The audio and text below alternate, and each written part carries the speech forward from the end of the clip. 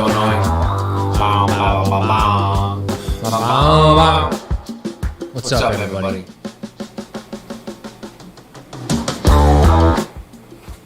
How's everybody doing? I feel like I haven't seen you guys in so long. That's okay. That's okay. I'll just keep it up a little bit. A little music bed while I talk. I've had a good day today. It's Father's Day. My ages. I have to apologize beforehand. Is anybody there? I don't even know if anybody's there or not. What's up? Josh Jones, Justice Beaver, Mr. Adam B-Dog. I have to first apologize. I have glitter all over my face because all day today I've been painting my daughter's bicycle. She wanted it hot pink and sparkly gold. So I got kind of a fairy glitter thing going on my face. So I'm gonna go ahead and let that out there. Echo? I ain't got no echo. Echo. Wait, maybe I have an echo. Let me turn it off. You are right. There we go. How's that? That should be no echo now. Anyways, echo. Is that better? Did I turn the echo off? I should be. Yeah, I only have one mic going now. Anyways. Ow. Sweet. I just got me a new computer, and so I just realized that about 15 minutes before I started the live that I had none of my what is it called? Streaming software, all that kind of things. But we got it all up and running, so we're good to go. So anyways, I'm going to get right to it. I hope you guys are having a good day. I'm going to turn this music off. Awesome. A lot of people here. Well, 9 of you are here. It's good to see you guys. Today, or tonight, I should say, I haven't pre-planned anything for tonight in terms of design-wise. So I'm going to be kind of flying by the seat of my pants tonight and making it up as I go. So, but that's kind of how it rolls tonight. Tonight, I'm going to be, let me see if I'm going to go ahead and change my screen over here. Bow. All right, let me just turn this echo off. Okay, it's good. All right, so tonight, we are going to be, let me get it off my bookcase. So, ouch. When, feels like, I think it was like 2 years ago now. Wow, it's gone by so fast. 2 years ago now, I created this deck of cards called the King's Wild Tigers. And it was based on kind of vintage matchbook artwork from the early 1900s, late 1800s. But very kind of crude printed design, but still very, very cool and beautiful in terms of the typography and graphicness. But anyways, I created this, and this was the limited edition version. This was a Kickstarter for people that don't know. But I bet I can zoom in on this a little bit. Oh, yeah, look at that. But anyways, this was the limited edition version of this deck, and it was basically a little matchbox, and then inside the matchbox was another deck of cards. This is an actual strip of sandpaper. But anyways, that was the original version that I did. Let me zoom out now. Awesome. Put that on my desk here. Now, I'm going to flip over to my screen here just to kind of give you some context to what we're doing tonight. All right. So this is the file. This is the file for that design, for that box. Let me turn these channels off because they're annoying. So this is that design for that box. And then to give you context about what I'm doing, this was the standard this was the standard edition. This was the standard edition Tigers playing card design here. This is the back design, and then you had a gaff card, the Jokers,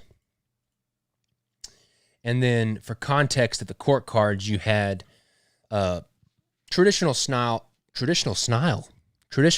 court cards, and these court cards are specifically based on one of my favorite set of court cards from like 1880, 1890 from old Steamboat decks. And this is me. I redrew those standard court cards, and that's what these are. So this is the standard edition Tigers deck, and it's got, human faces, very standard. And then I want to make sure this is not in the way. Okay, good. I got lots of wires going on here. So this is the standard. This is the limited edition. This was the back design, the Jokers. And then you'll notice that the difference is, first of all, they are one-way, and this one-way design is a traditional one-way design that was prevalent in Pharaoh decks in like the 1860s, 1870s. But Pharaoh decks usually didn't have indices or indexes. But this was a very traditional design where they had the kind of the short, stubby legs, that kind of thing. And then, as you can see, the limited edition had the tiger heads in all the court cards. So those are the two decks that I designed during the first. That was the first two decks that I designed during the Kickstarter. After that, it was a very popular deck. People really liked it. I really liked it. We actually won a Die-Line award for it. I'm gonna talk it up a little bit. All right. Anyways, so people really liked it. But one thing that we got, a remark or request, and it wasn't really a critique, but it was a request that we got from a lot of people, was they wanted to see these tiger head court cards on a standard style playing card where it was two-way. And so that's what I did.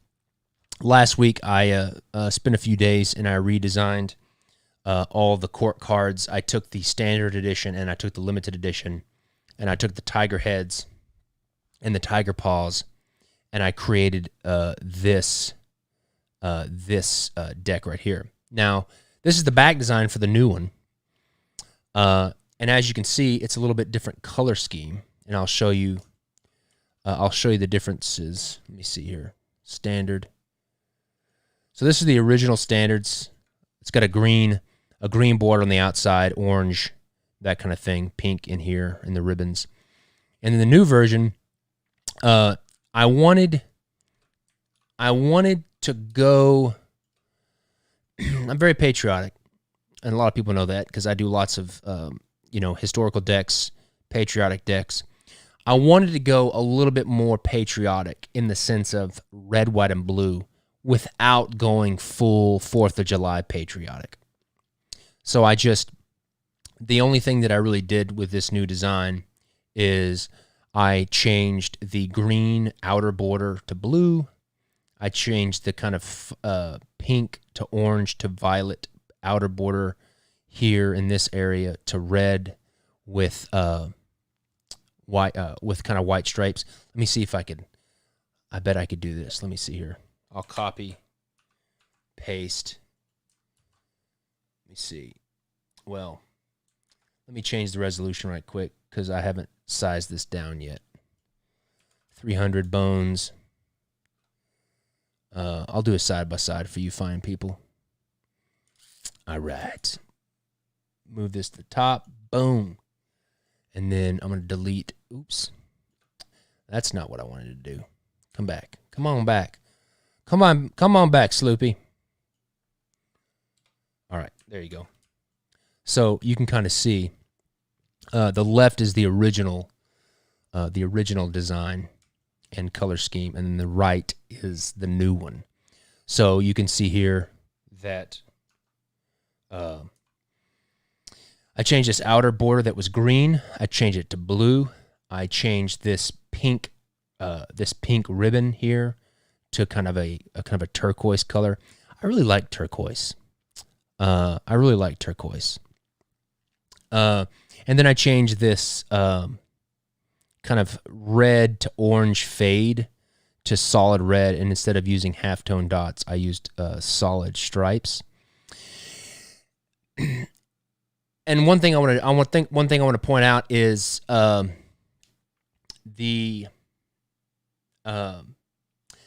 as anybody that's an artist knows, as time goes by, you get better at what you do. I mean, you get better if you practice.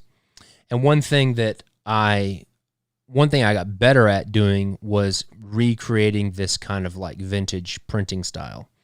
And when I went back to look at this, the original artwork, there were things that I thought that I could do a little bit better to make it even feel more authentic. And I'll give you an example. One of the things that I looked back at the original design and saw was there was lots of texturing and weathering, which I really like. I love that kind of stuff. I don't like it overdone, but I like that kind of stuff. But at the same time, when there was a lot of weathering and texture, I also noticed that there was still a lot of line work that was still pristine, especially the black design work. And I'll kind of show what I'm talking about. If you zoom in here like this, you can see a lot of this black line work is very, very surgical and very, very clean with the kind of weathered texture over the top of it. And that is definitely something that would not have occurred with the printing style, because they would use this kind of printing would have been done on like a palette printing press, which what most people know of as like a big letterpress machine. So it's a direct impression machine where they make plates for each color and they print. And so what I did with the new design, I went back, and as you can see, if you look at these black lines, now it obviously looks very, very degraded this close, but that's only because I'm zoomed in and you never are going to be zoomed in this far print-wise. But one thing that I did is you can even see like in this red starburst pattern that's very, very clean on the left, everything's really straight and perfect. And then over here on the right, I've kind of degraded the edges a little bit to where it actually looks like it would have done, like these lines here are nice and perfect and straight, but then over here you have a little bit of line undulation and line, edge inequality and irregularity, which is a little thing, but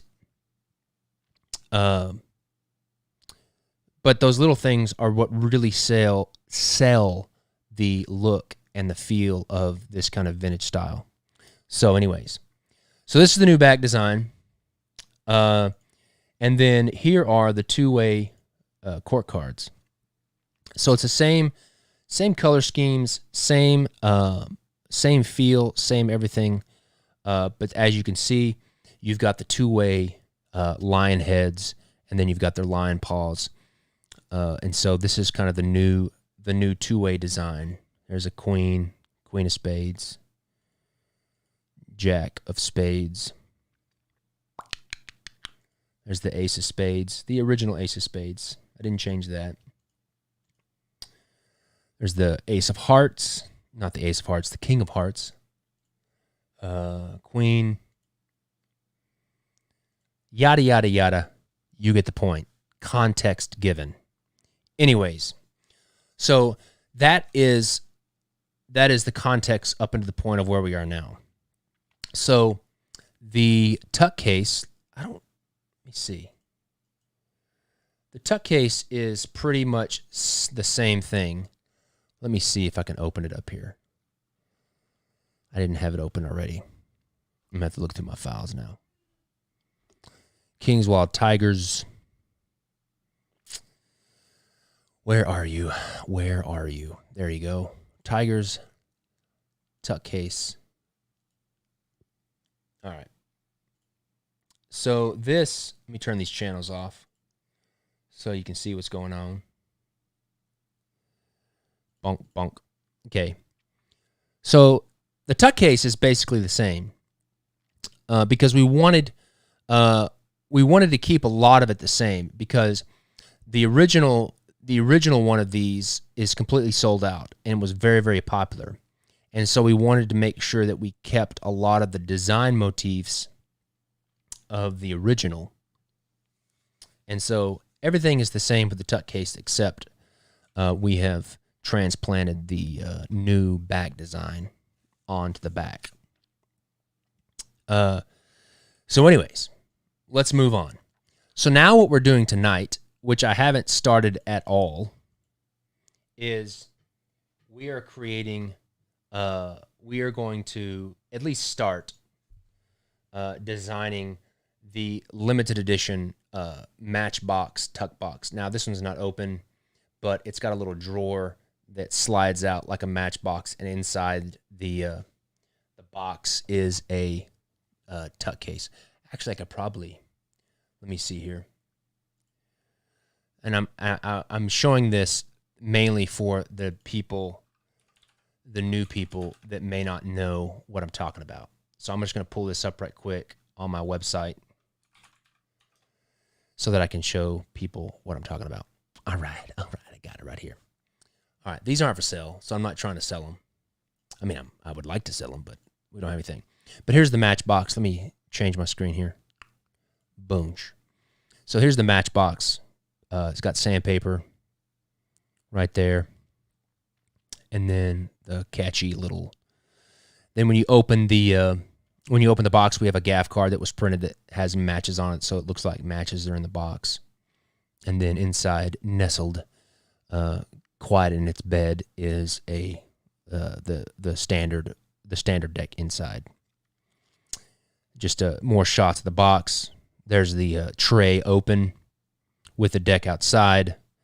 Yada, yada, yada. Time to order more playing cards. The best playing cards east and west of the Mississippi. All right, I think you get the picture. So what we're doing tonight is we are going to design or start to design. And what I think I may do is just do like the front. That way I can try to get as far as I can so you nice people can see kind of the process. So this is the original file for the box. So you've got this is the outer box here, and then this part here is the sleeve. And you can kind of see it has the labels at the bottom. Excuse me. This is the sleeve inside box here, and then this is the inside of the outer box, and then this is the tray, the bottom of the tray. So like on the outside of the bottom of the tray. And then this is the inside of the tray. So this is where the deck would be sitting. And so what my plan is, let me just rotate this a little bit. What my plan is to keep a lot of this. Let me see if there's any questions. Sorry, I'm not paying attention. United States Playing Card will be printing these because they printed the first ones, and I kind of want to keep the what do you call it? Whatever. Anyways, my plan with this is to keep a lot of the motifs. I really want to keep it very, very similar to this because I want it to feel like I really want it to feel the same, but I just don't want to take this design and just change the colors and be done with it. But what I would like to do is I want to take this design and then just kind of beef it up a little bit in terms of like putting a little bit more detail into it. a little bit more filigree, a little pomp, circumstance, blah, blah, blah, whatever. And that's what we're going to try to do. And so I have Illustrator up on this screen here. I'm going to pull it down to this one. Okay, let me close my Spotify. We don't need to listen to music right now. Now I'm going to take my Photoshop and I'm going to pull my Photoshop up here.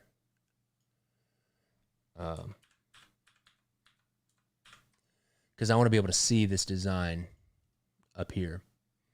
Now, the reason I'm in Illustrator right now, I'm going to turn a little bit, so I'm sorry that you're getting the side of my head, but that's how it goes.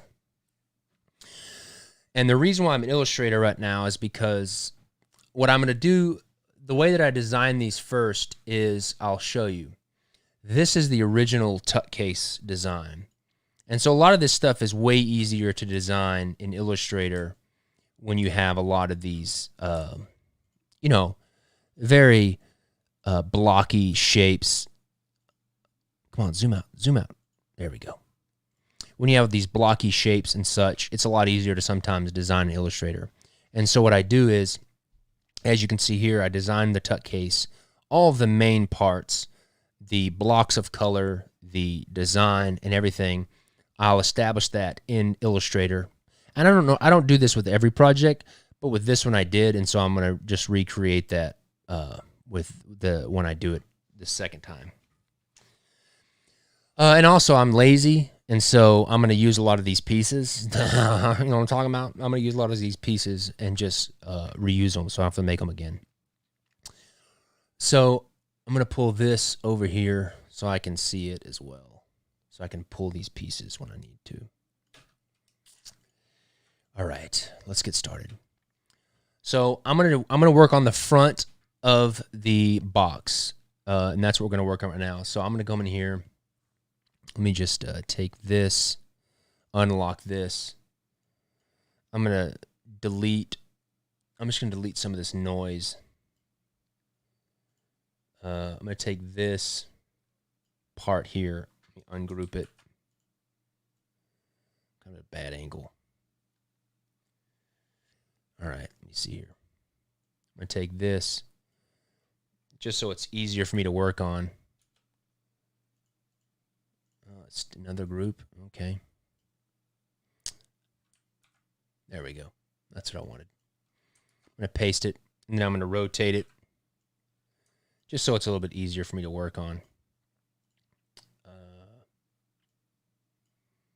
Let me get it situated here. I probably should have done this before, but all right. I'm actually going to copy this and make a new file just on a 8.5 by 11, just so it'll be easier. Good. I'm going to group that. I'm going to group all this. And then I'm going to bring the transparency down. Oh, center it up. Okay, there we go. I'm going to make sure I'm good. Okay, I'm going to lock this layer, make a new layer, and then we're good to go. All right, so as you can see, I'm looking at, where are we at? Okay, we're good. Got lots of screens here. I'm trying to figure out what's going on. Okay. So I'm looking at this, and so I'm going to recreate this in a new way.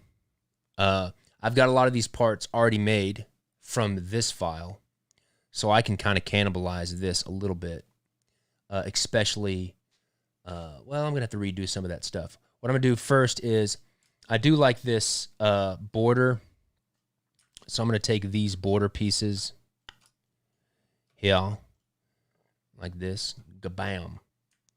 I'm going to copy, and then let me put this right here. Clink. Paste. All right. So the border here is for the size of a Tut Case. Let me grab this. It's the size of a Tut Case, and so we're going to resize it to make it fit this bigger box. And so I'm just going to grab these vertices here. I'm going to bring them over this way. I'm going to eyeball it. Okay, let's grab these vertices. Going to eyeball that. Looks pretty good right there. All right. Now, in the original one, I've got these little circles. I like those circles. So I'm going to delete these little teardrop shapes. Not that. I'm going to delete these teardrop shapes. All right. Now we're going to create these little I think you can see me up here. These little corner pieces. And so I'm going to first establish my little circle right here. Let's go stroke. Let's go to 2 points. Let's give a little scale. Let's get a scale reference here. That's too big. Let's go down to 1 point. Good. Let's shrink her up a little bit. Control E for scale. Hold down Shift. I don't know. So if you hear me saying like hotkeys and what keys I'm pressing, here's the deal. I used to teach at a college. I used to teach Photoshop and Illustrator, and basically part of the deal was me teaching. And so as I was teaching, I would always talk about, what hotkeys I'm pressing. And so I apologize. That's just old habit. So what I'm going to do right now is I'm going to create a center line just so I can have a line to reflect things. And so I'm just taking these two corners and making a diagonal like that. And then I'm just going to reflect it 90 degrees that way. So now I've got a center point there. Now I can make a center line, but I need to make that on that vertices, that intersection point. So I'm going to make these a little bit smaller, 0.25. I'm going to zoom in here. And then where'd my pen go? There we go. The intersection. That's what we want right there. Now I've got me a midline that I can now reflect things from. And I'm just going to, oops. That's not the hotkey I wanted. E, hold on, Alt. Okay, I got me a midline. I'm going to copy, paste in front, E for translate, rotate it, hold down Alt to scale from the middle. Now, I've got me a midline here on both a vertical axis and a horizontal axis.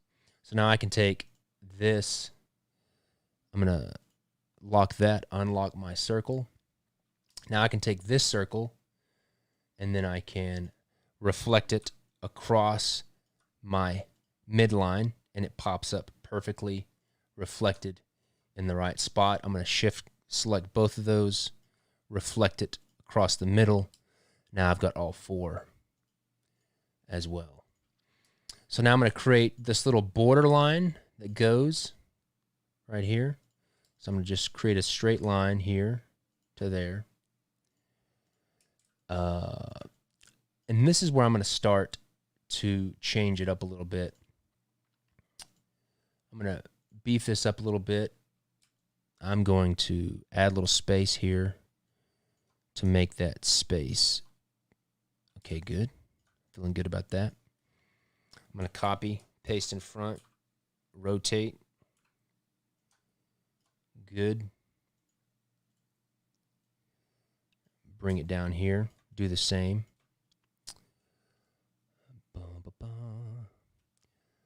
Now, what I'm going to do here is I'm going to create me a square. I'm going to make me a square. Okay, good. just eyeballing some stuff here. It doesn't have to be perfect, because all this is going to be very small. Okay. Now I got that line, and I got that line. I'm going to bring this over here. Now I can reflect this over here. Use my midline, reflect it up. Boom. Now I can take this line, do the same, reflect it on the midline. Boom. Now I've got my 4 corners. I'm going to click Save As. I'm going to save this puppy so I can be off to the races and not screw it up if my computer crashes. LTD Tigers Matchbox 1. Okay. Let's see here. Brad asked, are you going to weather the lines like you did on the other deck? Yes, I am.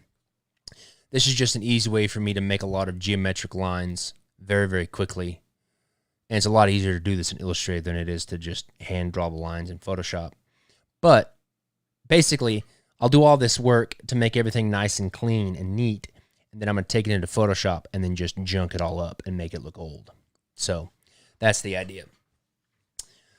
So what I'm going to do now is on this original design, you can see that it just has the corner dots. So we have the corner dots, and then we've got the corner lines. But then it just starts right into the design. I'm going to add an element up the top that was very, very prevalent in this time period. Some people call them like egg and dart design, and it's called egg and dart design because it has like a little kind of an arc or an egg shape, and then like a little dart shape. I don't know. They're called egg and darts. I don't know if I'm going to like it or not, but it was something I've been thinking about, and I'm just going to add me an egg and dart design up here, and it's basically just going to be used as a kind of a border design element that goes on the top and the bottom. So I'm going to create me a new line there. Then I'm going to create me a secondary line that is 1 point smaller, just to give me some variety in the line width. Space it up a little bit more. Okay. Now, what I'm going to do now is I'm going to save. What I'm going to do first is all I have to do to create this pattern is draw one of the egg and darts. And so what I'm going to do is kind of zoom in here, and I'm going to just create a shape like this. It's not going to be anything too special, nothing complex. This is mainly for visual, just to kind of change things up a little bit.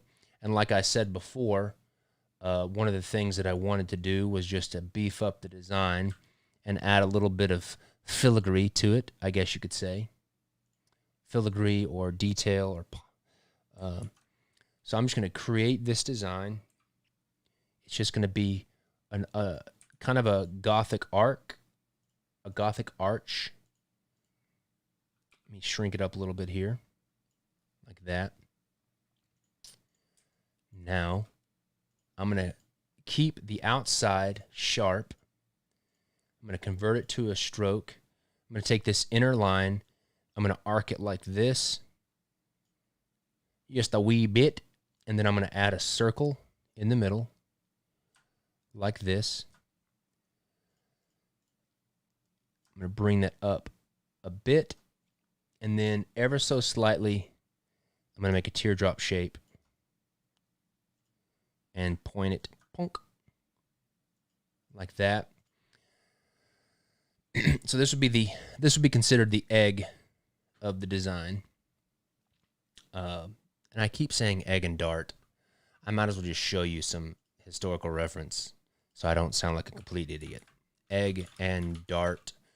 They're called egg and dart, or they used to call them like a specific dental trim. But this is a good example. These are egg and dart. I hope I don't get in trouble for showing this stuff.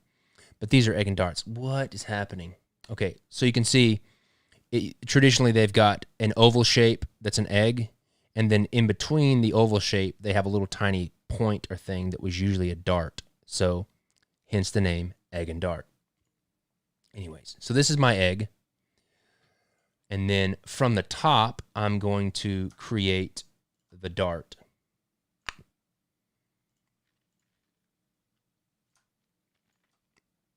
Like that. I'm going to, let's see, what do I want to do? Let's put a point on it.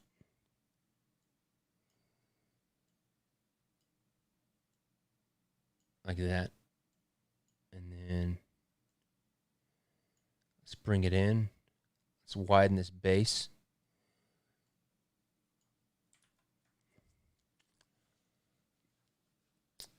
All right, let's see here. Let me convert that to a stroke. I want to change this a little bit. I don't like that profile. I want to sharpen it up a little bit. I like it as.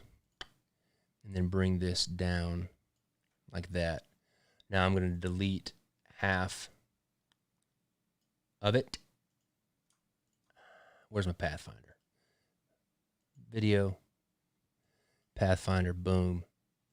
I'm going to take this half. I'm going to reflect it off that vertices, boom. I'm going to join these two. Sorry, I'm going fast. Just kind of working it here. All right. I don't like that. I'm going to delete that puppy. What I'm going to do now is I'm going to try something different.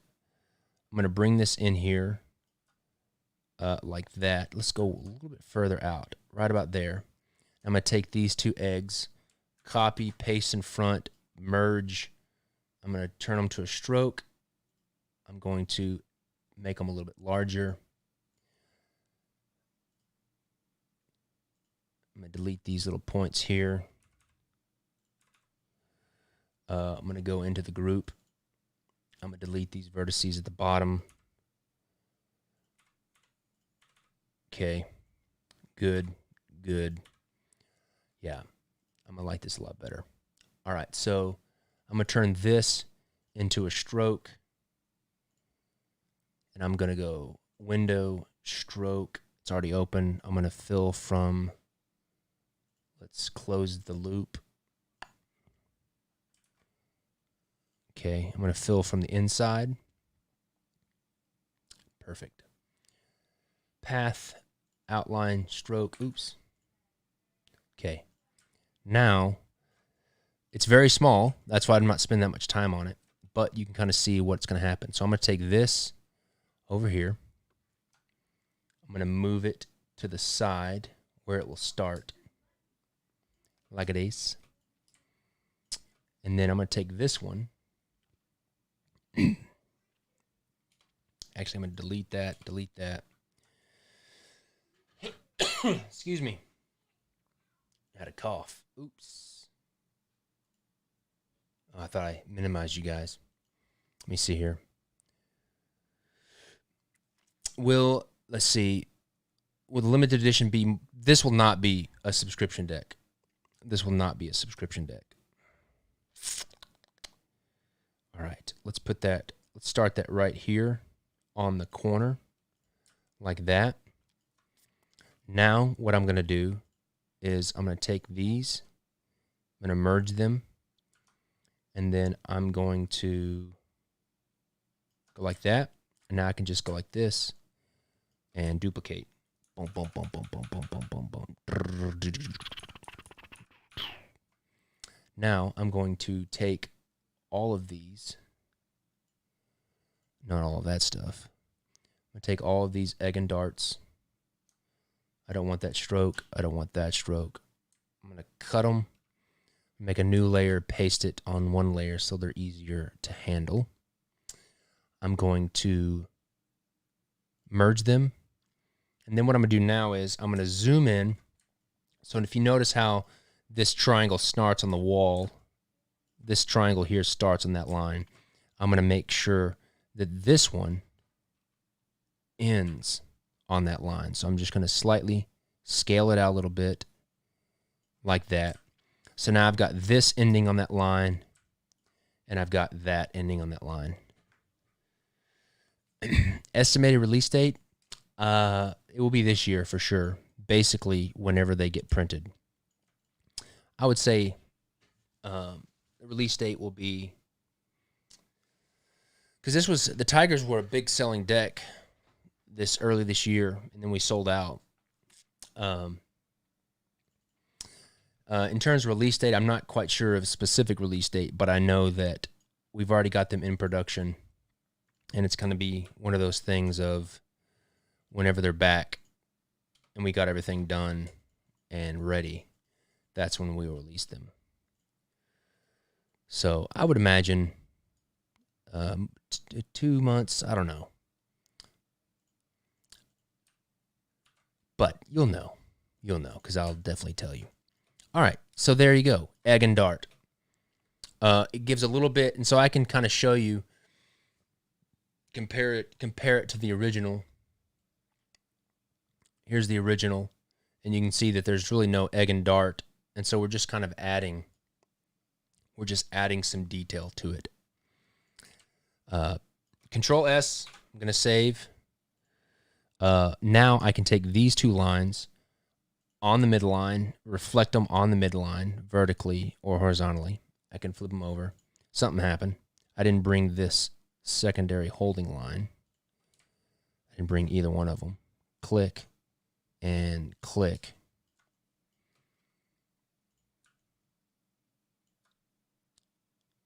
There we go. All right. Off to a good start. Now, what we want to do now is, so now I'm going to create this. I'm going to create this kind of like sheared, kind of rising kind of banner that has all the stuff in it. But I'm going to add a little bit of more detail and kind of panache to the lines here. So what I'm going to do is I'm going to create the top line first, and I'm going to create it horizontally just because it's going to be easier. And what I might do is I might take the dental work or that Egg and Dart design and use that as a base. So I'm going to come in here. Oops. Let me just jump into this group. Let me shrink this line up a little bit, move this vertices, snap it there. Come over here, snap it there, bam. Now what I can do, jump back out. I'm going to cut, make a new layer, paste, just so it makes it easier for me to work with. And then from there, let's see. I'm going to shear this here just by using the shear tool. Kind of give it a very similar angle to the original, so I'm just looking at the original. Okay, that's good. All right. You know what? I think that's going to end up being too much. So what I'm going to do is I'm going to not use this dental work, but I'm just going to use dots. I don't think dots will be as visually noisy. So I'm just going to create me a little holding line here to put said dots in. And it'll also give it a little bit of, difference. So it's just not the same repeating design over and over again. All right, so I'm going to make my dot. I'm going to switch it to fill. I'm going to check the size. That looks pretty good. I'm going to cut it and paste it because I'm about to make a bunch of them. I'm going to bring this one over here. Okay. Now I'm going to go pattern. Nope, it's not what I wanted. Oh no. I hate the perspective tool because I never know how to turn it off. I always hate the perspective tool because I never know how to turn it off. I always click the wrong button. How to turn perspective grid off in Illustrator. Show grid. Okay. Perspective. Click view. Perspective grid. Show grid. Hide grid. Okay. Sorry about that. All right. So I've got my two dots here. So I'm going to click my shape build, my blending options. I'm going to go number of specific steps. I'm going to guess here. I'm going to say 50. We'll see how 50 gets us. Okay. Click that first dot. Click that second dot. Not quite enough. We're going to go 60. I think 60 will be the tool. I think 60 will be the number. 60. Boom. Boom. Yeah, I'm feeling good about that. I'm going to expand it. Fill. Good. Where's my Pathfinder? There we go. All right. I'm going to group these bad boys. I'm going to shear them. Look at my reference. Good. All right. I'm feeling good about that. Now, one thing I wanted to do was add a little bit of I call them shelves, but it's just like it's just a secondary line here that comes out. I'll show you what I'm talking about. I'm going to come here, about right there. And then from there, I'm going to make me a circle like this that goes to about there. All right, I'm feeling good about that. I'm going to make it a little bit bigger. Good. I'm going to take this line, bring it out. I'm going to select both of these, and then I'm going to delete this segment here first. And then I'm going to select both the lines. And then I'm going to delete this and that. And then join. And then we're good to go. I'm going to take this line, bring it down so it matches up. Boom, boom, boom, boom. Okay. A little bit more here. There we go. Let me see if you guys have any other questions that I'm missing here. All right. All right. And then from there, I'm just going to add some visual, just design stuff. So I'm going to jump into that. I'm going to take these line segment, this bottom line segment, copy, paste in front. I'm going to translate it over, and then I'm going to make it a point like that. And then I'm going to duplicate it over, yay much. And then I'm going to duplicate it over again. Just like that. Okay. We'll see how this ends up looking. Could look like trash. It might look really good. I'm going to merge them. Come on out. I like that. That'd be good for now. I'll keep it until I don't like it. I'm going to group them. Now what I can do is I can take this, both of these segments, group them together. And now I'm going to shear them together like that. Boom. And I've got the workings of it. Now, one thing I'm going to do now is, as you can see from the original design, see, on the original design, it's just two lines. And that's one of the things that I wanted. That's kind of one of the things that as I'm looking back on this, I want to readdress it. I want to spiff it up a little bit, add some detail to it. And this is not a Kickstarter, so I can do what I want. So I'm going to take that whole group. I'm going to go on the center line here. I'm going to rotate it 100 degrees. I'm going to duplicate it, copy it, boom. And then I'm going to hit Control-S to save. Because nobody wants to lose their work. Let's see if anybody's got any questions while I'm looking over here. Boom, boom, boom, boom, boom. All right. Okay. So now, even though I'm just working in black and white, I have to realize that if you look at the original design,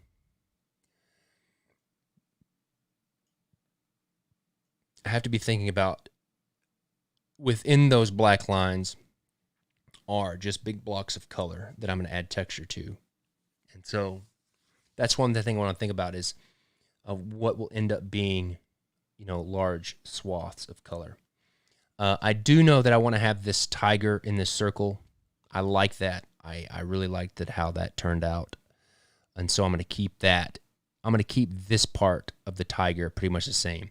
And I think what I may do is add a little, we'll see what we do with the text. I may change it. I don't know. One thing I do want to do is, you notice here I've got this big block of text designed by Jackson Robinson, produced by Kingswell Project. I do like that because a lot of these matchbooks in that time period had lots of copy. And so that's something I need to change with what I've got. And so I'm just going to go back and undo a little bit here. And I'm going to add a section at the bottom for that add copy. And I'm just going to do that by... So now I've got a section for this add copy. This add copy at the bottom. And I've got a place for that. And what I might do is I might go ahead and typeset that in there just because I don't necessarily want to make that wider than it needs to be. And so what I'll do is I'll create my new text box right here. What is this font? Egyptian Painter. That's what it is. Caps. Nope. Okay. Designed by Jackson Robinson and produced by King's Wild Project Inc. I'm going to select all. And the reason why I'm doing this now is because this box down here is definitely specifically for this text. I'm going to do it a different way, though. I'm not going to put it in a text box. I'm just going to freeform it so I can scale it. So what I want to do is I want to go ahead and typeset this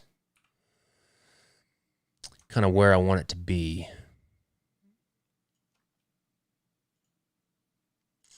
Okay, the periods of this font are extremely small. And I want to make them obnoxiously big because the periods during this time period were always really big because they didn't want to lose them in the printing process. All right. I'm going to... Okay, I got that. I want the wording to stay the same. All right, so I'm going to bring this down here, and then on the bottom line, I have crafted and manufactured in the United States. Well, here's the thing. I'm gonna say it differently because I ended up saying it differently. No, that's fine. Crafted and manufactured in. This is all technicalities that I'll probably change anyways. United States of America. Okay. So now you can see that I have more room than I needed, and so I'm glad I typesetted this. That way I can make this a little bit smaller and get some real estate back from my design. Anybody have any questions? I'm just glancing back over here. So now I can take this and bring it down to right there. So now you can see the original here. You know, and we're already, I mean, this egg and dart stuff, I mean, I feel like that's already added a little bit of kind of layers of interest. And I might even go further, and let's just see what happens when, let's see here. Let's put this up here. I just want to see what it does. I'm going to take this. I don't need that. I'll need this. I'm going to duplicate it up here. I'm going to flip it around.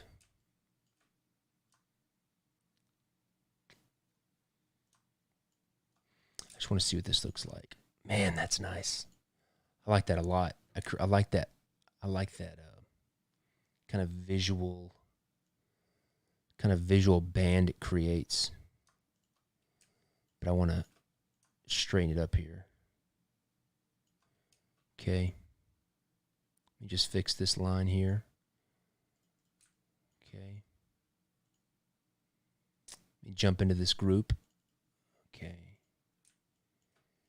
Move this vertices over. Isn't this exciting, people? Okay. Yes, I like that a lot. See, I'm going to tighten this up a little bit. Give it a little bit more snug, because it'll feel better when if it's a little bit snug in there. No wasted space. Because you got to think about it. It's a Matchbox. They're going to want, I want a little bit of breathing room, just a little bit more, just a smidge, because I want to be able to see that really cool blue background that I put behind there. Or whatever kind of color field I put behind there. Good. Control S. Don't want to lose it. You know what? I think I'm going to do this. No, we'll just keep going. We'll just keep going for right now. Okay. I'm going to take this section. I'm going to shear it like we did before. I don't need to do it as far because I don't have as much room. I'm going to duplicate this to down here. I'm going to rotate it 180 degrees. Let me see here. Now, okay, I'm feeling good about that. I'm thinking about, let me see what this does. I'm going to move this down. I'm going to move this down a little bit. All right, I see what you're doing there. All right, so what I'm going to do now is, I like this. One thing here, I'll show you in the original design here. Follow my cursor. This line here goes up, and then it ends a little bit before this horizontal line starts. And the same thing happens here. What I'm going to do is, I'm going to push this this top line here up to where it connects with this line. And then I'm going to push this one down to where it connects with this one, so that it creates like so it creates a Z. Because right now this is you always want to create like these subliminal designs within your design, and people may not notice it, but when their brain is putting it all together, it'll just make the design look more appealing in their brain. And so what I'm going to do is, I'm going to take this part here and I'm going to connect it and make a Z out of it subliminally. So as you can see, and it'll also make the design look more sophisticated, because I could have just stopped it early and have been done with it. But this way, it takes more work design-wise. See how that connects? So this line here connects with that, and it makes a Z. And then with this part, I could have just done this. I could have just taken this and ended it like up here and have been done with it, which would have worked and which would have been fine. But what I want to do is I want to make the design look more sophisticated. So I'm going to bring it all the way down here. And it also will help it look asymmetrical, and it'll also give it some depth. And so what I'm going to do now is I'm going to create me a shape. I'm going to go ahead and save it and itch my ear because my ear itches. Sorry. I'm going to create me a shape right here. That's this angle. And there are faster ways to do this, but old dogs, new tricks, right? So I'm going to copy that. I'm going to take all of these lines here and make sure they're shapes and not strokes. Okay. And I'm going to copy. And then I'm going to just do some surgery here to these elements.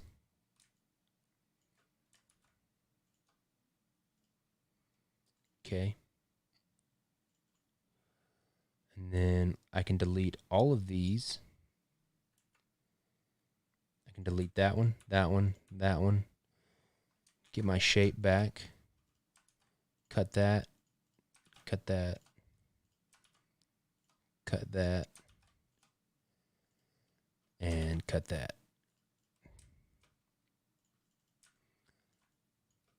And this right here. Okay. See, now that's that's more of a sophisticated idea. And see, now here's what we're talking about. This is what I'm talking about. We're going to take it even further, and we're going to do this same kind of overlapping thing, because whatever the information that's going to be on this band is going to be the main information. It's the title of the deck. It's going to say Tigers. And so we want to visually bring that forward. And to do that, because if you look at the original design, everything's on the same plane, which that's okay. That's very, very historically accurate to that kind of time period. But everything is on the same plane. The quality playing cards for the discerning card player, which I forgot to put that in there. We need to make sure we put a spot in there for that. That's all on the same plane as the title. And so first thing I'm going to do is I'm going to make sure I put that room for that discerning thing. I'm glad I thought about that. So I'm going to bring this. I'm going to duplicate it. I'm going to rotate it. Bonk. I'm going to jump into that group.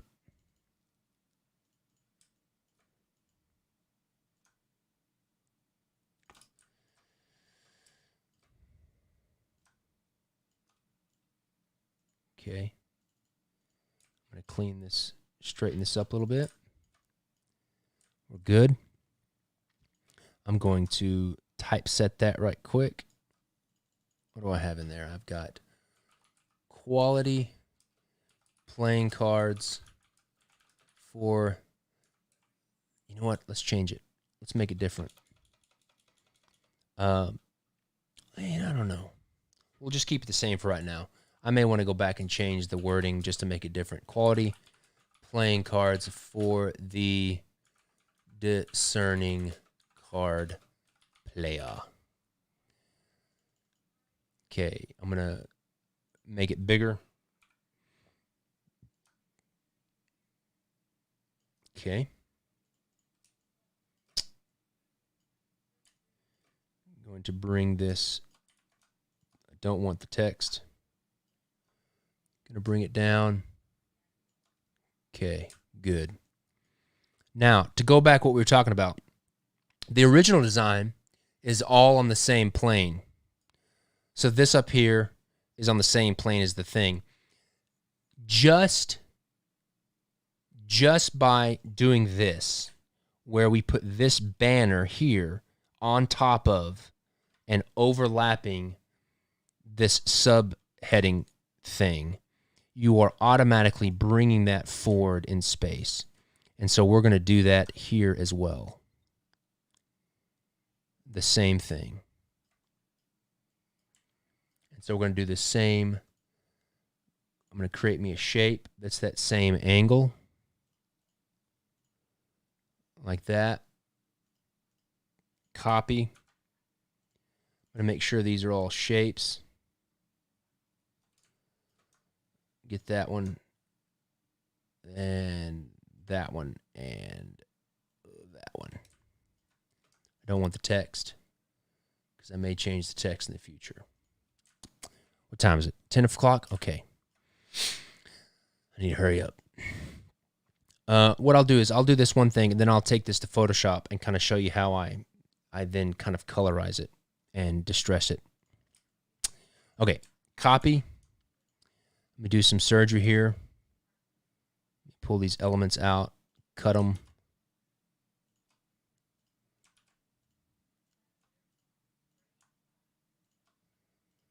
Good. I can delete all of those. Delete that one, that one, that one. Cut that, that one, that one. And that one, and that one, and we're good.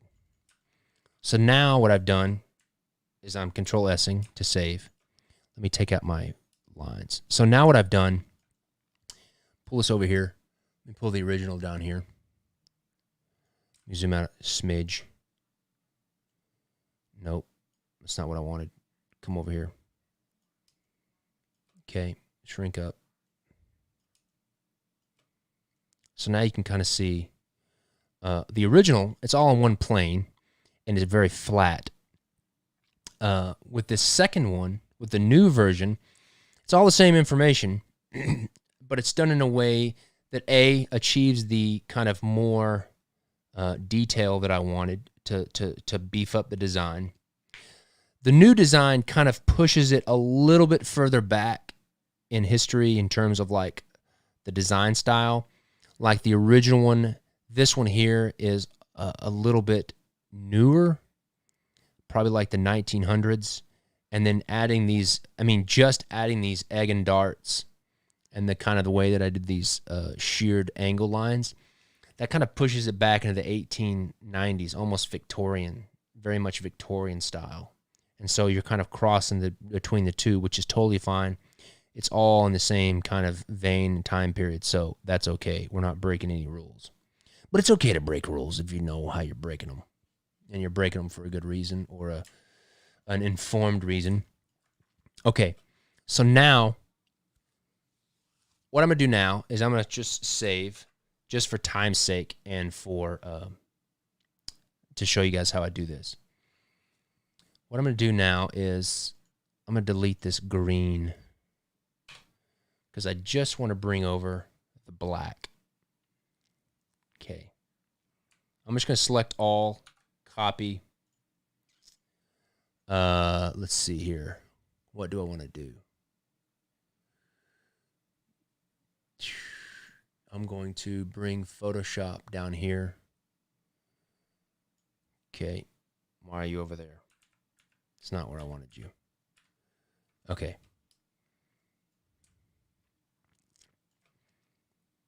Let me just take all of these layers, group them, make them invisible. I do need that layer though.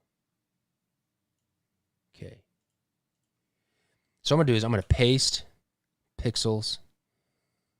So I'm just going to paste that artwork that I just made into this template. I'm just going to size it, put it in there.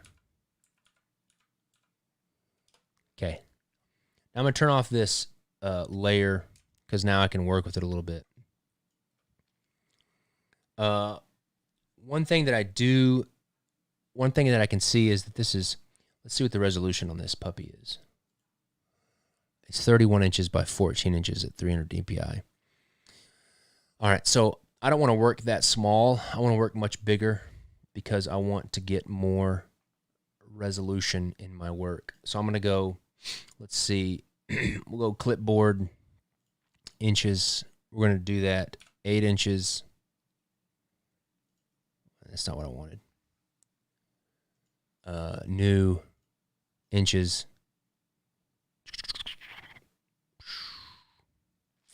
Let's just go print letter. We're going to go 800 dpi. Rotate it. Rotate my canvas clockwise. This is going to be a standalone deck. So I want to make this nice and big. Now I've got a really nice high-res image. So the first thing I'm going to do, I've got these action scripts that I've created over the years, and this one is specifically for this process of aging things. And so I'm going to zoom in, and you'll kind of see what happens. And if you want to call it cheating, whatever, call it whatever you want. I don't care. I've developed these action scripts and stuff over time to help me do my work, so whatever. So this basically this just runs a bunch of filters and stuff like that, and it, degrades the edges. So if I take this line, and I'll go ahead and run my action script, and you'll see what happens. Just be noticing the edge line, like the quality of the edge. So I'm going to hit play. It's running the script. It's going to think, but it's nice and high res, so it's going to be really good. It's thinking. It's thinking. There we go. So now you can see that all that really clean line work that we made in Illustrator, we've now kind of degraded it and kind of already given it kind of a quality that is printed. Now what I'm going to do is I'm going to come back to this original file, and I just want this background. I want to use this background paper.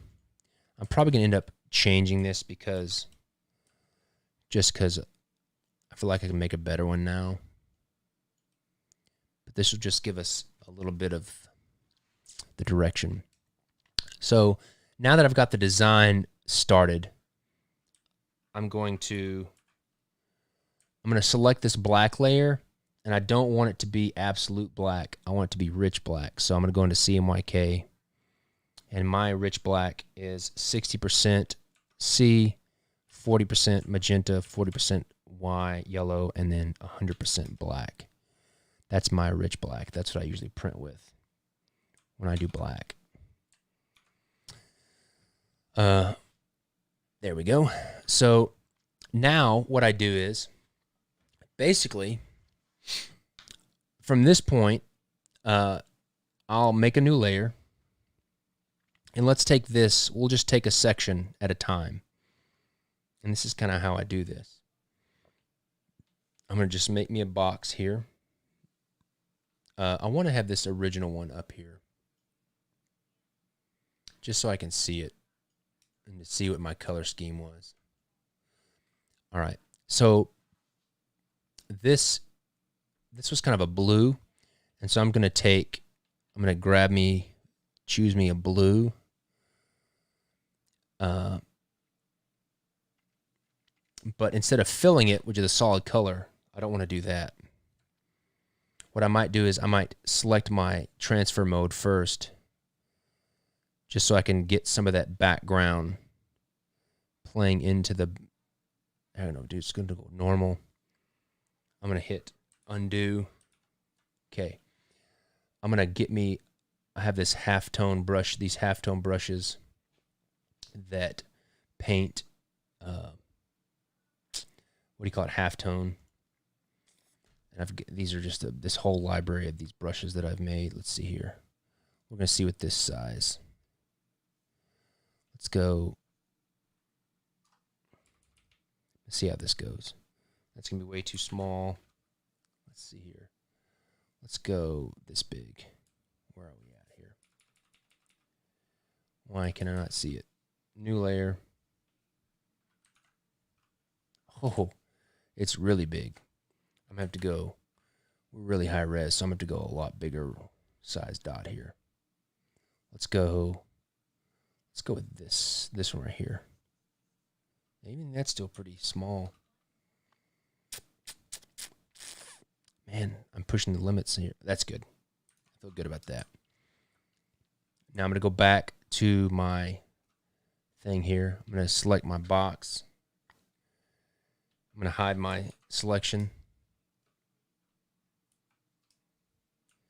Then I'm just going to paint that blue in the back. But instead of filling it, I've now got that kind of halftone pattern in the back there. And then what I can do from there is I can make me a new layer, put it on multiply, and then just fade the edge a little bit, and then just give it a little bit of a kind of a fade on the top and bottom, just to give it a little bit more. So now you kind of got a darker blue at the bottom and then a lighter blue at the top.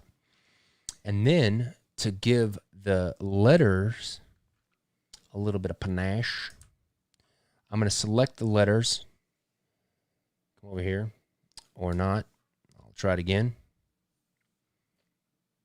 I'm going to select the letters.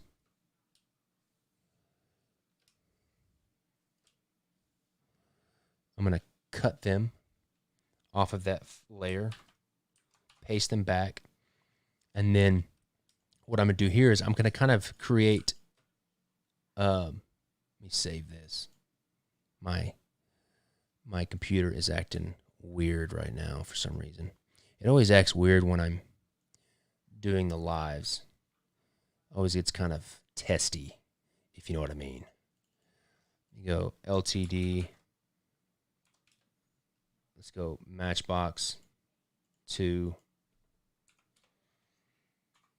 Okay. No. Let me try it again. Sorry, people. It's the first time I've ever done this before. I don't know what I'm doing. Let's go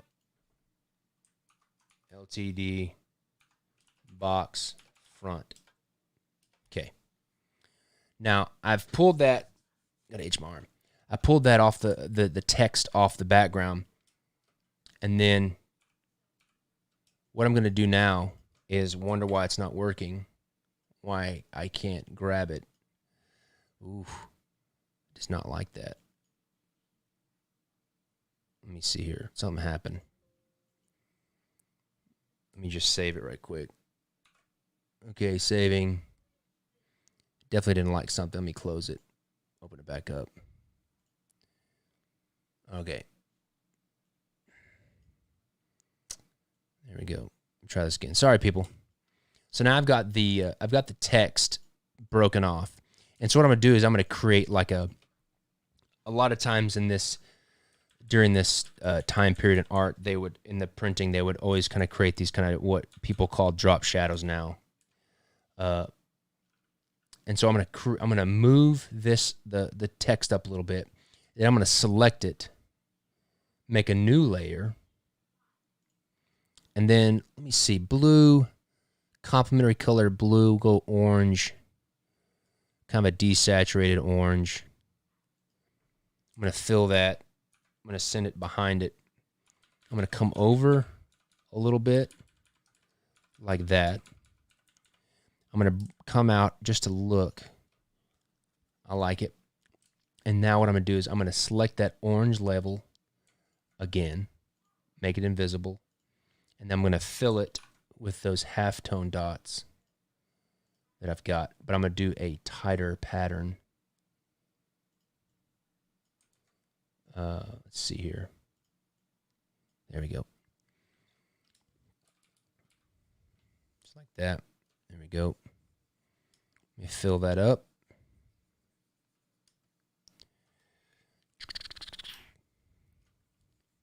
There we go.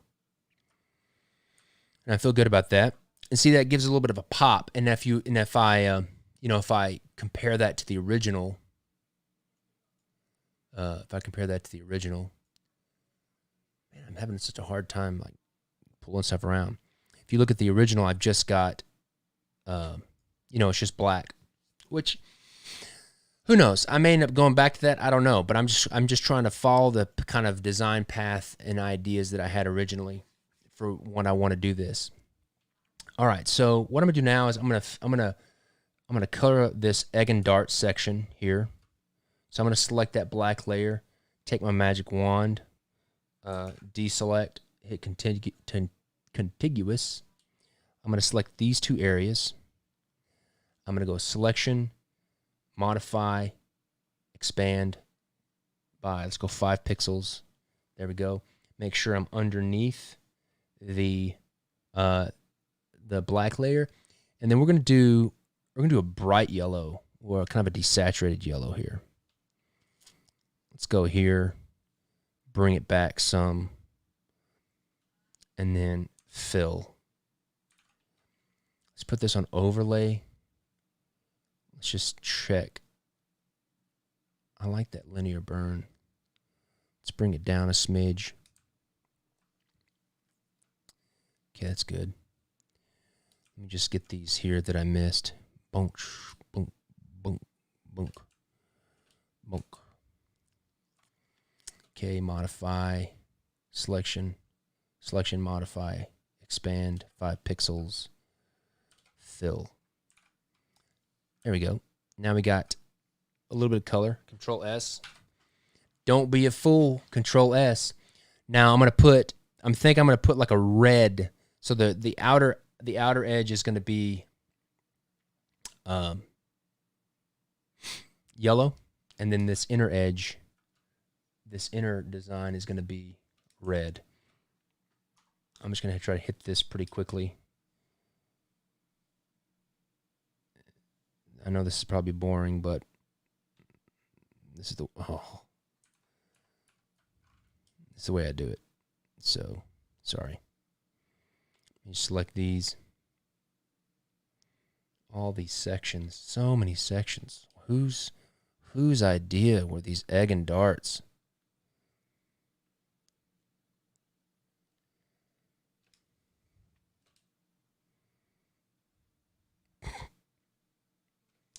See.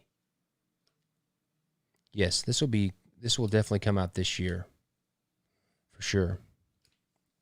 I would suspect before it's already July. Man, this year is flying by and it doesn't even feel like it exists. All this weird stuff going on. I would say probably early fall, if not late summer, that this comes out. Because obviously I got to finish the design here of this kind of stuff. All right, there we go. Now I'm going to make a new layer. Make sure it's underneath my black line.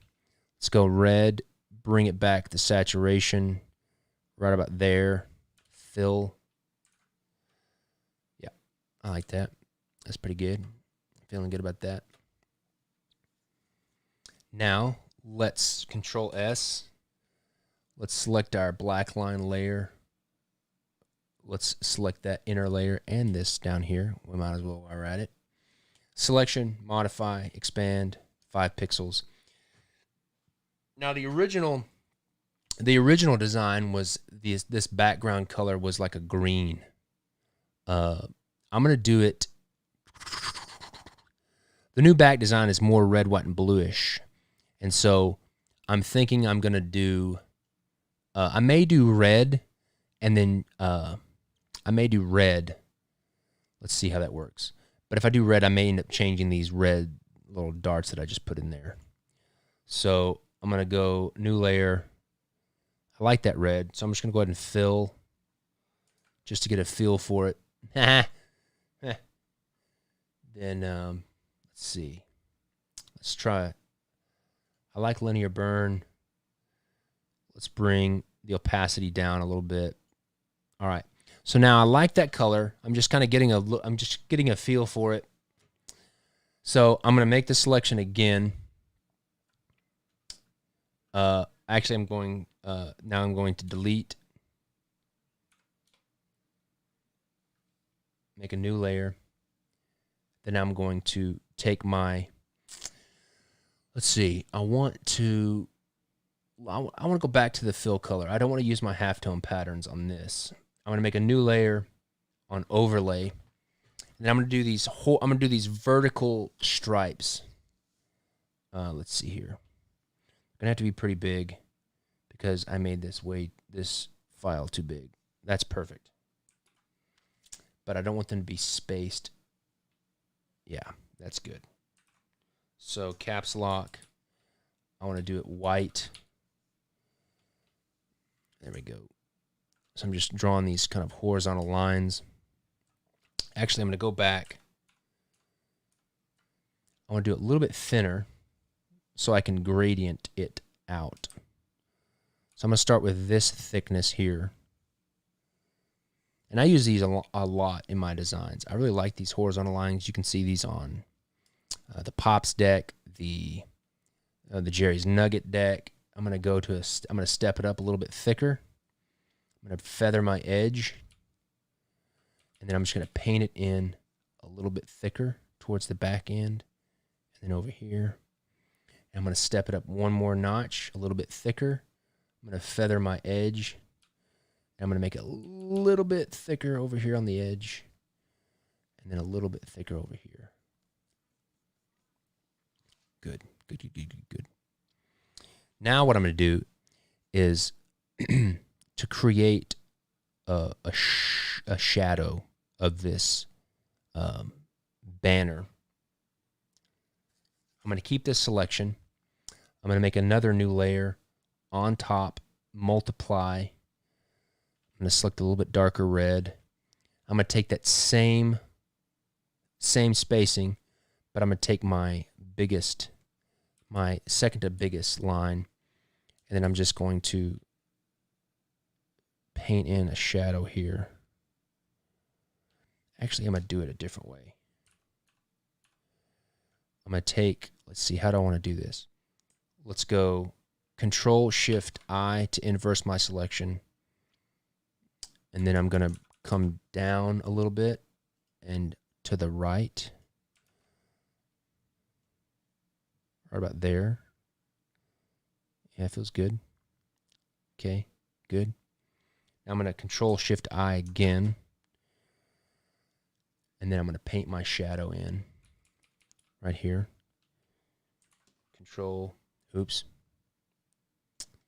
Control-Shift-I. I'm going to paint my shadow in here. Don't worry about it. I'll erase it. And there's a little bit there. Now I can go and then take my selection off and then paint this little drop shadow here. That's there. And then the drop shadow that's here. Right there. That creates. Now I can go back and select that again. Control-Shift-I to inverse my selection. Delete. Now I can bring back the opacity a smidgen. Good. Now I've got a shadow, a drop shadow, that's created with those same lines. But now I'm going to, yeah, that feels good. I like that. It's good. Control-S, save. Okay, let me see here. What do I want to do now? Okay, let's change these eggs of the egg and dart patterns. Let's change that to a different color.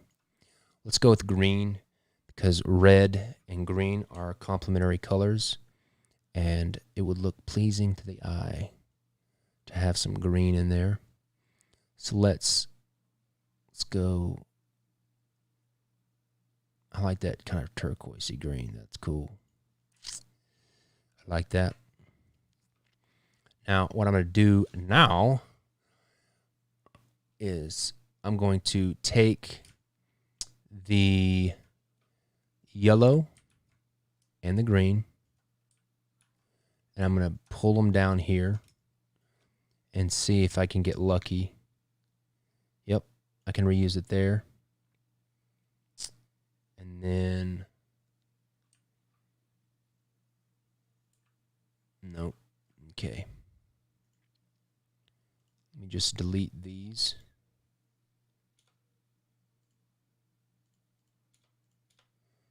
Okay. We're good. I'm going to duplicate those once again. I'm going to flip it 180 degrees. I'm going to bring it on down here. There we go. Good. Let's come over here. Take this trash over here that we left. And do.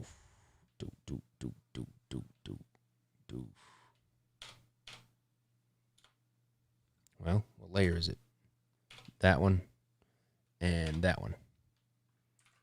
Good. Okay. Awesome. It's looking delicious. I'm really liking it. Liking the colors. I want to make this blue. Let me see here. I like that blue. I like the blue. Let's go ahead. I wonder. Let's go ahead and continue. Oh man, I lost the tip of my pen. Where's my chair has this mesh, and sometimes when I stick my stylus down there, the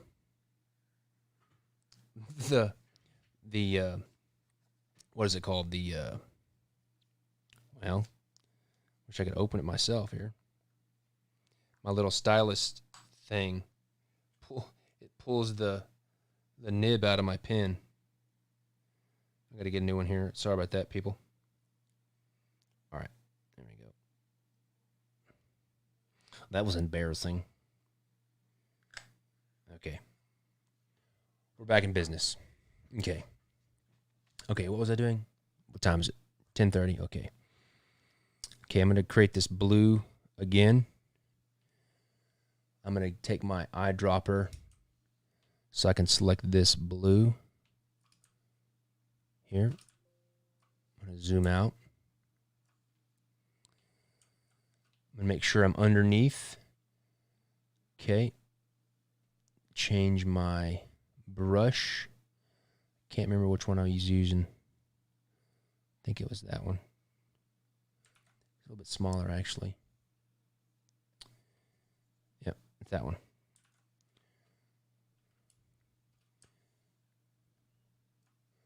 Make sure I'm on the right color. Okay, good. Let's fill that up. Well, that's not it.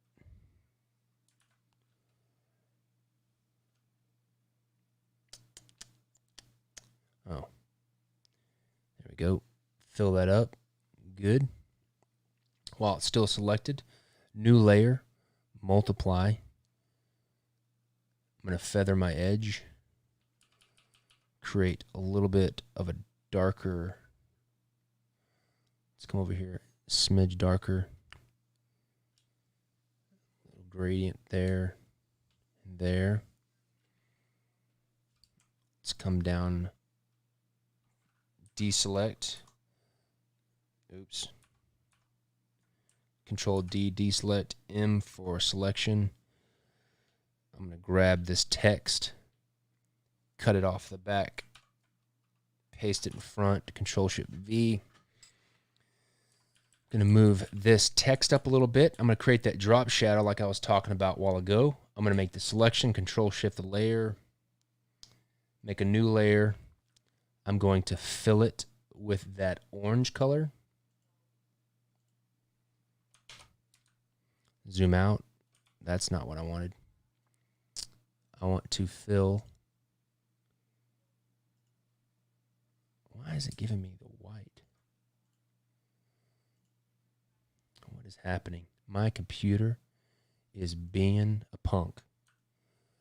I want that color. What's it doing? I don't know what's going on. It won't let me select normal mode. This is annoying. Control. Man, my computer is wacky tonight. This is a pain. There we go. That was not enjoyable at all. What? It does not like it. I think it just crashed. All right, let me see here. What is the deal? I apologize, people. This is really annoying.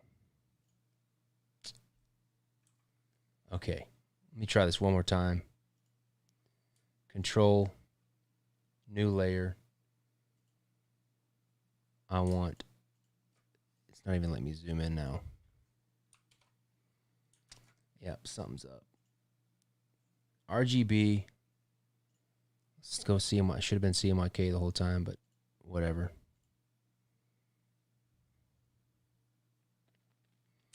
I'm very disappointed in you, computer. You're making me not be efficient. I don't know what it's doing. I'm selecting this color, but then over here in my color wheel, it goes to black, which is not supposed to be doing that. All right, well, I'm not going to mess with it now because it's obviously not happy. But it's 10, what time is it? 10:30. I think that's long enough. I'm going to have to figure out what's going on my computer. Let's see here. Let me answer any questions. Let me save this. I'm going to save another copy just in case this file's messed up. Okay. That's really annoying. Oops. Sorry about that, people. Okay. Let me get you guys up again. If you guys have any questions, I would be happy to answer them as we're closing down. Let's see here. Technical difficulties is for sure. Late to the party. Hello, we're just getting finished, but that's okay. I'm gonna answer some questions. Let me see if there's any specific questions that are. This is going to be United States Playing Card Company. United States Playing Card Company printed the first Tigers, and they will print the second Tigers. Let's see here. I'm just going back up, see if I missed anything specific. All right. You guys have any questions about this process? It's pretty. I like this process. I like this process when my computer is working correctly. I'm not quite sure what's going on with it, and it's kind of annoying. But, anyways, do you guys have any specific questions about the process that you kind of saw me do tonight? About the deck? If not, I guess that can be it. Let's see. Brad asks, on Instagram photo with your family, was that the Lord of the Rings Middle-earth map? Yes, that was the Lord of the Rings Middle-earth map that I did. That was the Middle-earth map. Correct. Let me see. I appreciate that, B-Dog. It's fun to do this. I love drawing playing cards. I love drawing pictures. I especially like drawing pictures when my computer is working the correct way. But tonight, it definitely didn't want to do that. And I'm going to have a talk with it when we're done. I think that's about it. Thanks a lot, as always, for spending time with me. Oh, do you see my new hat? Do you guys like my new hat? We had some new hats made. I've got this one. And we've got a black one with a black leather patch. You can't really see it, though. I was kind of disappointed. I'll show you the black one.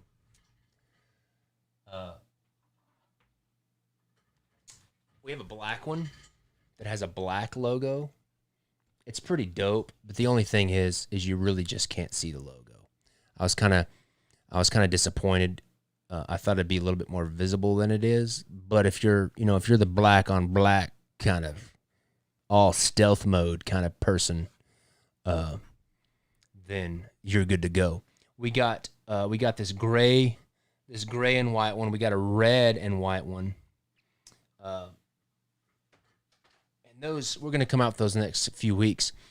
Let's see. Tyler Dodderer. Apologies if I screwed your name up. What's the behind my company's name? Well, originally when I started my company, Kingswild Project, it was literally, it started from a T-shirt that I designed that has this Kingswild head with the gas mask with the sword going through his head, and we just called it the Kingswild because it was, he had a gas mask on, whatever. And then I did a T-shirt design on Kickstarter, and it's what kind of started. It was the very first project I did with this whole new thing that ended up becoming Kingswild Project.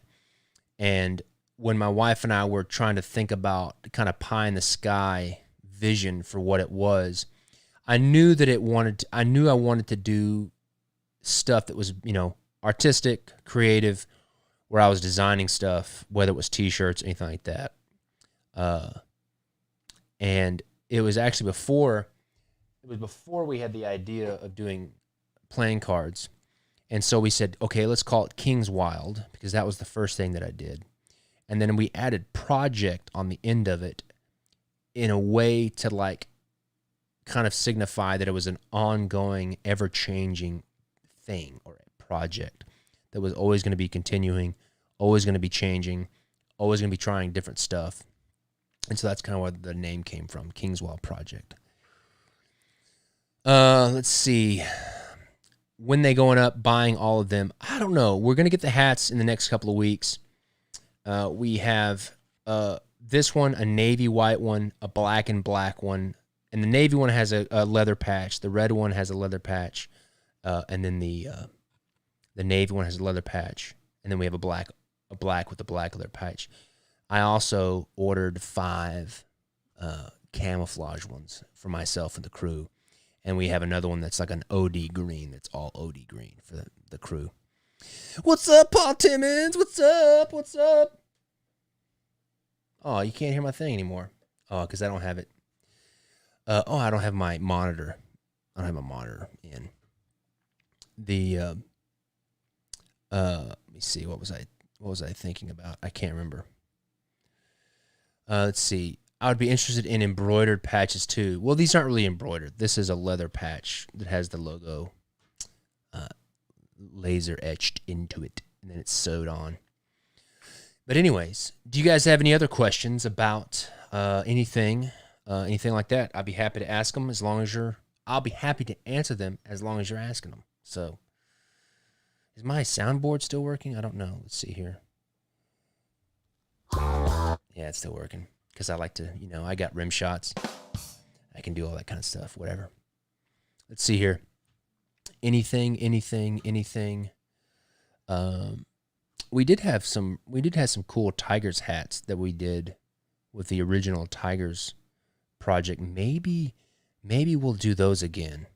Will there be a standard version of this too? Yes, there will be a standard version. So the new Tigers will be 2 editions. It'll be the standard version in the standard Tut case, and then the limited edition, which will be the standard edition inside the Matchbox, like the original. It's got the new set of court cards. The standard edition and the limited edition will have the same court cards, same back design, everything like that. And it'll be just a standard edition inside the box. But the version that's going to be in the Matchbox will most likely be a gilded version. And we'll pick some cool, crazy color. Man, I really liked that green gilded color we'd used on the general admission Tigers coffee mugs. You know what? I like that idea. Speaking of coffee, Mr. Brad Squirrel. Speaking of coffee, you may not know this, but I love coffee. And my motto that's on all my cards, it's that Bible verse, 1 Thessalonians 4:11.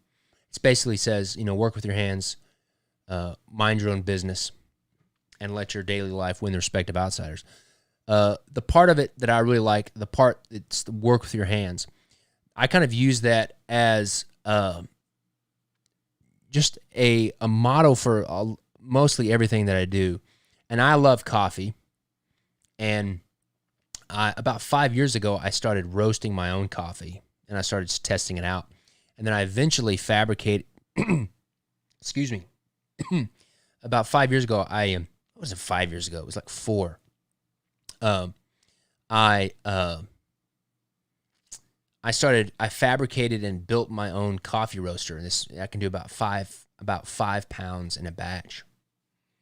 And I did this experiment of making my own coffee when I was back in Austin. I didn't go anywhere just because I didn't really put anything into it. And then I stopped doing it. I called it King's Wild Coffee, this, that, and the other. However, when we moved to Chattanooga, when we lived in Texas, we lived way out in the country. We didn't really have any community in terms of like a neighborhood where we lived, and we didn't get to really know everybody that we lived by because we lived out in the country, and so it was kind of lame because we were so far away from everybody else. Where we live now, we're like right smack in the middle of like a historic district, and we get to meet everybody, and I think it's awesome because I love community. I love getting to know people, getting to hear their stories. And so about 4 or 5 weeks ago, because I'm always roasting my own coffee. I know this doesn't have anything to do with playing cards, but whatever. About 5 weeks ago, I just started roasting more coffee that I usually roast. And then on Saturdays, my daughters and I, we just set up a table, kind of like a lemonade stand. We set up a table outside our house, and we just kind of advertised it on our community, our Chattanooga, St. Elmo, where the little place where we live, on the community website, and said, hey, come by, get some free coffee and coffee beans, freshly roasted coffee beans. And we did that for about 4 or 5 weeks. And every week we'd have like 75, 100 people come and just hang out, talk stories. And we had a blast. And not only do I like making my own coffee, I like making I love making and fabricating the machines that make it. I like making the things with my hands, the whole process. So, long story long, we've started King's Wild Coffee back up, and it's mainly focused on the general vicinity of Chattanooga and St. Elmo, because it's more of kind of like a community building thing where you get to kind of share stories and get to know people through the kind of getting together. However, because you guys are my followers, and the people that are watching this, that have been watching this, that are still watching this, you guys are my crew. You guys are the people who support me, so I'm definitely going to want you guys to be a part of it. But who knows? You may not drink coffee. But you can go to my new website. It's kingswildcoffee.com. Boom. It's up and running. And I only have one type of coffee. I like to keep it super simple at any given time. So at any given time, I got one type of coffee, and I sell an 8-ounce bag and a 16-ounce bag. The 8-ounce bag is $9 plus some shipping, and then the 18-ounce bag, the 16-ounce bag, the 1-pound bag is $18 plus some shipping. And I even got it set up where you can do a subscription, but don't get a subscription unless you like the coffee. If get one bag and see if you like it. But it's mainly, it started just as a thing for me to get to know my community and, hear their stories and come to a common ground over coffee, which a lot of people drink, so that's easy. And also, there's really there was a coffee shop in my neighborhood, but it closed down, and so there's like kind of the entrepreneur in me saw the hole in the market, and I was like, hey, let's make some coffee. But anyways, it's just you buy it during the week, and then I roast on Fridays, and then the way we do it here is my daughters and I get on our bikes, and it gives me some exercise, and I go deliver all the coffee to all the people in the little neighborhood that I live in. But you can order it on the line, and you can buy a bag, and And then I roast on Fridays, and then we usually ship out like on Tuesdays. And this is the first time I've really said anything to it outside of just my community. So check it out. Whatever. If you like it, I think it's good coffee. I mean, it's not like some bougie coffee shop in like, San Francisco or something where they got this $1 million coffee roaster. I made the coffee roaster. And so, but the great thing about it is it's fresh, super fresh. And it's every part of it is made using things that I've made in terms like the roaster and stuff. But enough about that. Whatever. Let's see here. The beans that I've got going right now are from Guatemala. I really like Guatemalan coffee. I don't know why. I just do. And it's a very kind of chocolatey cocoa flavor. I like Guatemalan coffee. And I do different origin coffees, but just right now I just do one at a time for right now. But you can go on there and get you some. Let's see here. I'm in Hamilton County. I'd love to drop by. Of course, bro. Evan, let's hook up.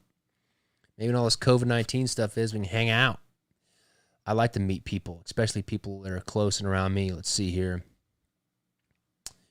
Boom, boom, boom. Let's see here.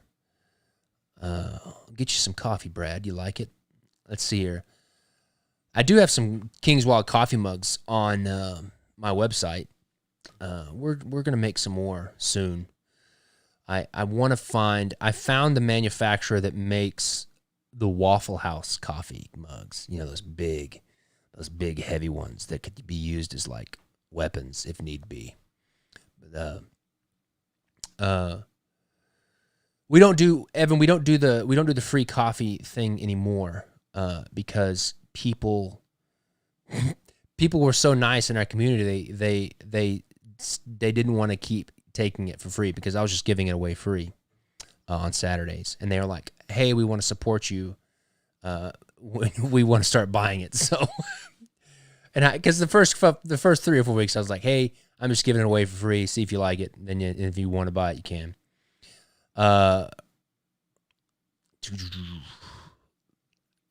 Can I? Yeah. I'll Brad, B-Dog, can you do a mailing list for whenever you change the coffee on the site? Yeah, I can send out. Just sign up for the newsletter on the coffee site, the kingswildcoffee.com, and anytime I change the coffee, I'll send out a thing. And I do a light roast and a dark roast of each time. But it's pretty good. Guatemalan's pretty good. Let's see. Can you buy some and pick it up? Yes, you can. If you... At time of checkout, you can just click local delivery or pickup, I think, and it doesn't charge you shipping. And if you live in St. Elmo, I'll ride my bike to your house and deliver it. But if you don't, you can arrange to come and buy and pick it up. Let's see. I know, Justin. We're making some bigger coffee mugs. The coffee mugs that we have now they're too small because I drink gallons and gallons of coffee, and they just don't do. So we did. I found, like I said, I found the people that make the Waffle House coffee mugs, those big, thick, white ones, and I'm gonna make some of those. Yeah, they just don't cut it for me. Let's see here. Yeah, it's good. I love coffee. I love making stuff. I love figuring out how to make stuff, and we got this little place around about a couple of blocks from where I live that I'm going to start setting up as kind of like my HQ2 here in Chattanooga. And in the back of this new place, I'm going to weld and build a bigger version of the coffee roaster that I have now so I can do bigger batches. I'm going to see if I can compete with the local coffee market here in Chattanooga. It's going to be good. Let's see here. King's Wild Coffee Deck, where the courts are drinking coffee. Bro, I've already finished all of the artwork for that coffee deck. I'm just waiting till I want to make it. I've already finished all the artwork. They're all drinking coffee. I actually took the fun court cards that I made for the 2020 deck, and then I redid them to making them drink coffee. So they're pretty cool. Evan says it's going to be tough. I don't care about tough, bro. I don't need my coffee business to succeed. I just like making good coffee. And people in St. Elmo like it, and they can't get any coffee anywhere else. Well, they can go to a little shop around the corner, but it's a little bit too far away, and I can corner the market here in St. Elmo. Anyways. But it's not just about coffee. It's about, I try to take this approach with anything. I try to take my 3 pillars of King's Wild are story, community, and purpose. And I try to take that with the coffee too. Like, I could buy an expensive roaster just like all the other bougie hipster coffee shops all over the place and spend $100,000 on this sweet Lamborghini coffee roaster that does all the work for me.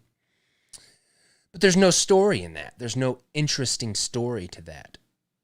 For me, the story is, hey, my name's Jackson. You live across the street from me. Look at this. I handmade this coffee roaster with my bare hands and sweat to roast this coffee that I'm enjoying. Come enjoy it with me and tell me your story, and let's talk about this crazy coffee roaster that I made. That's a story. That's so much more interesting to me than just another coffee shop that has a really nice, expensive coffee roaster that they bought and then learned how to do it. I don't know. That's just my whatever. Let's see. Chicago is going to be a little bit further than my radius of my bicycle delivery route. So I apologize. Let's see here. What time is it? All right. It's 11 o'clock. I think that's going to be about it. Anyways, people, listen. Thank you so much for hanging out. It's always nice to have you guys that support me and ask questions. I appreciate it. For all the new people that this is your first time, welcome. Thanks. Evan G, send me an email, jackson@kingswildproject.com, and let's hook up. If you live in Chattanooga, we can hook up, have a beer, or maybe not, wear a mask and look at each other 10 feet away. Anyways, hope you guys have a great week. A lot of crazy stuff going on in the world. I hope that your time that you're watching me drawing playing cards and design stack of papers can be a positive light in all the craziness that is the world at this moment. So anyways, have a great week. Have a good night. And I will see you guys later. I just got to find the end button. See ya.